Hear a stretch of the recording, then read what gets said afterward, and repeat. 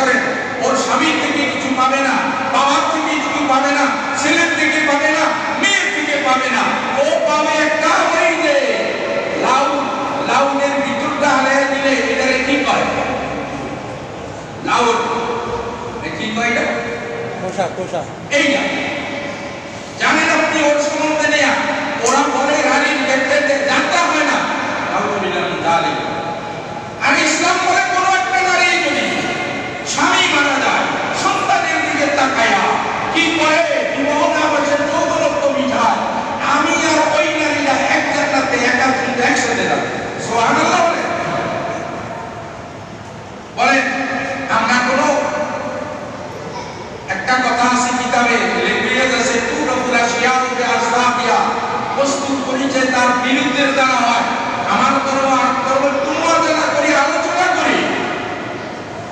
আর প্রবাদকে শুরু করাঙ্গে বাদে हमसे बेखबर गाफिल अपनी फल के शीरी से कई बेखबर। ও মুসলমান খুব দুঃখে দেখো, ইসলাম নামে ধর্মটা কত সব। কত জুমায় আলোচনা করতেছিলাম আমি, হিন্দু ধর্মের ভিতরে সবচেয়ে বড় দেবতা হইল ওদের ব্রাহ্ম বিষ্ণু মহাদেব। এই বিষ্ণু অপকর্ম করেছে তুলসীর সাথে, ওদের ধর্মের ধর্মে আছে। আমি হাত ধরিয়ে দেখাইতে পারবো,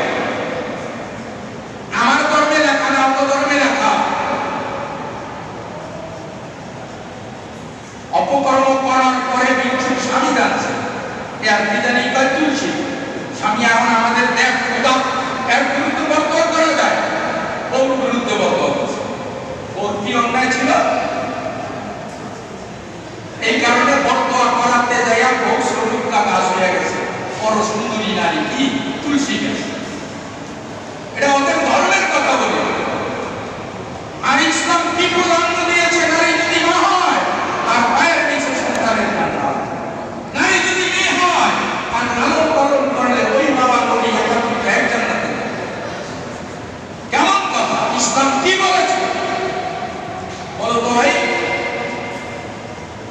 একই ধর্ম কাছে কাছে কি বলেছে? কোন নারী কোনদিন মহর দিতে হয় না, স্বামী মহর দিতে হয়, অনুমতি নারীর থেকে নিতে হয়। কত বড় ক্ষমতা তার। এই জন্য বলেছিলাম আল্লাহ রাব্বুল আলামিন